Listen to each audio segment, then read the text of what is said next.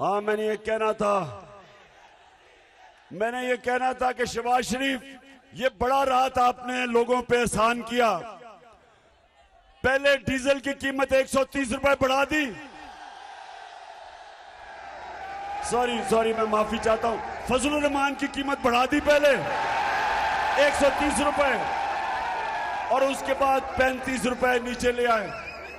बड़ा आपने एहसान किया लोगों पे। जब हम गए थे, आज इंटरनेशनली तेल की कीमत कम है। आज जब हम गए थे वो ज्यादा थी, आज उससे कम हो चुकी है। और मैं इनसे सवाल पूछता हूं कि कैसे हो गया कि आपने तेल की कीमत नीचे नहीं लेके आए। आपको भी आज पेट्रोल की कीमत 150 रुपए लीटर पे आना चाहिए, और फजल रहमान की 144 रुपए लीटर लानी चाहिए आपको, क्योंकि तेल की कीमत तो कम हो गई है। तो क्या जवाब है? और जवाब यह है कि IMF का हुक्म है। हमने 2.5 साल IMF के साथ गुजारा किया है। उन्होंने हमारे पे भी जोर लगाया कि कीमतें ऊपर करो। हमने नहीं की, क्योंकि हम सबका जीना मरना पाकिस्तान में। ये वो लोग जिनके बाहर बड़े बड़े महलात, सारा नवाज शरीफ का, इसका जो सारा टब्बर है बाहर बैठा है। सिर्फ एक रेडियो आकाशवाणी को पाकिस्तान में छोड़ा हुआ है। आकाशवाणी रेडियो जानते हैं ना सारे? आकाशवाणी रेडियो की एक खासियत है कि वो सच बोल ही नहीं सकती, इसलिए सारा टब्बर बाहर है। लंदन के सबसे महंगे इलाके में ये रहते हैं, सबसे महंगा इलाका है जिधर ये रहता है। इसका बेटा 10 अरब रुपए के घर पे रहता है। नवाज शरीफ जो 4 बड़े बड़े महल्लात हैं लंदन के महंगे तरीन एरिया में, उसकी मालिका है मरियम नवाज, उसके नाम पे। आज तक एक रसीद नहीं दे सके कि पैसा आया किधर से है, एक दफा नहीं बता सके। और मुझे अफसोस से कहना पड़ता है कि हमारा इंसाफ का निजाम बड़े बड़े डाकुओं को नहीं पकड़ सकता, सिर्फ छोटे चोरों को जेल में डालता है।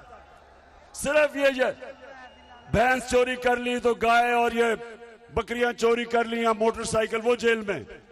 बड़े बड़े डाकुओं को नहीं पकड़ता। ये है पाकिस्तान का अलमिया। मेरी कौम, जब तक एक मुल्क में अदल और इंसाफ, मतलब ये कि जब तक ताकतवर को कानून के नीचे हम नहीं लेके आते, मुल्क तरक्की नहीं कर सकता। तो ये है हम सब की जंग। नौजवानों, आप सब की जंग एक ही है, जो मेरे नबी सल्लल्लाहु अलैहि वसल्लम ने कहा था कि कोई कौम जो ताकतवर डाकुओं को नहीं पकड़ती और सिर्फ छोटे चोरों को पकड़ती है, तबाह हो जाती है। उनका हुक्म 1500 साल पहले था, और आज आपके सामने कौमें तबाह हो रही हैं। श्रीलंका में देखें, वहां भी एक खानदान हुकूमत कर रहा था 20 साल से। वो भी पैसे बाहर लेके जा रहे थे। वो अमीर हो गए, कौम मकरूज होकर दिवालिया निकल गया।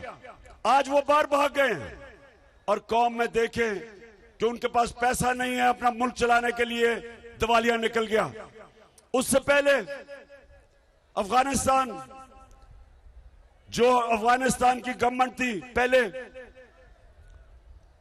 जैसे ही अफगानिस्तान गिरा, वो भी सरबराह बाहर भाग गए, पैसे लेके बाहर चले गए। और इसलिए कि करप्ट गवर्नमेंट के साथ अवाम नहीं खड़ी थी। वही श्रीलंका में, वही लबनान में क्या हुआ? बेरूत, सबसे ज्यादा सारे मिडिल ईस्ट में जो शहर था, जो दुनिया जाती थी दुबई से पहले, वो बेरूत था। उधर भी हुक्मरान, उन्होंने आके चोरी करनी शुरू की, दिवालिया निकाला। आज 70% लोग लेबनान में गुर्बत की लकीर के नीचे चले गए। और जब तक हम इन 2 बड़े खानदानों को जो 30 साल से इस मुल्क को लूट रहे हैं और जो आज ऊपर आके बैठ गए हैं और जिन्होंने भी इनको बिठाया है, इस मुल्क की तारीख इनको माफ नहीं करेगी। जो भी ये साजिश के तहत हमारे ऊपर मुसल्लत किए गए, जो ये जुल्म हो रहा है मुल्क पे, जो महंगाई हो रही है, जो आज टेक्सटाइल इंडस्ट्री फैसलाबाद की, हमने इसको उठाया, रिकॉर्ड एक्सपोर्ट्स की टेक्सटाइल ने। यहां हालात ये थे कि टेक्सटाइल इंडस्ट्री के लिए मजदूर नहीं मिल रहे थे, और आज हालात देखें, आज पूछें टेक्सटाइल इंडस्ट्री के क्या हालात है। 3 महीने के अंदर जो सनत हमारी इंडस्ट्री ऊपर जा रही थी, एक्सपोर्ट्स ऊपर जा रही थी, सबसे ज्यादा हमने टैक्स इकट्ठा किया था ताकि लोगों पे खर्च करें। हमने हेल्थ कार्ड दिया, पहली दफा पाकिस्तान की तारीख में हर खानदान को पंजाब में, पख्तूनख्वा में हेल्थ इंश्योरेंस 10 लाख रुपए की, कि किसी भी अस्पताल में जाके इलाज करवा सकते थे। इसके बावजूद कि हम IMF के प्रोग्राम में थे, हमने हेल्थ कार्ड लिया, हमने पनाहगाहें बनाई, हमने एहसास प्रोग्राम जो दुनिया ने माना कि फलाई रियासत की तरफ पाकिस्तान को लेके जा रहा था। और उसके अलावा हमने कर्जे गरीब नीचे 20 लाख खानदानों को, किसानों के लिए सूद के बगैर कर्जे, घर बनाने के लिए सूद के बगैर कर्जे, कारोबार के लिए, ये पहली दफा पाकिस्तान में हो रहा था जब इन्होंने साजिश करके हमारी हुकूमत गिराई। आखिर में चक जुमरा, मैं तो हैरान हूं जितनी तादाद पे आप आए हैं, मैं आपका शुक्रिया अदा करता हूं। और इंशाअल्लाह अली अफजल आपको मुबारक भी देने आऊंगा। लेकिन ये याद रखें, खेलों के ग्राउंडों में मैंने एक चीज सीखी थी, जब तक आखिरी गेंद नहीं हो जाता मैच जीता नहीं जाता। आपने आखिरी गेंद तक मुकाबला करना है और इंशाअल्लाह मिलके हम यहां जश्न बनाएंगे जब हमजा कुकड़ी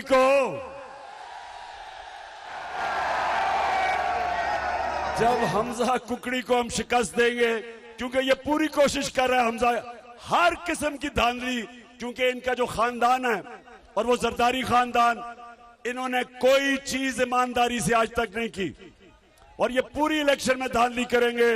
मेरे नौजवान तैयार होंगे, और जिस तरह हिंदुस्तान को उनके अंपायरों के बावजूद हम शिकस्त दे के आए थे, इंशाल्लाह कुकड़ी को भी शिकस्त देंगे। पाकिस्तान जिंदाबाद।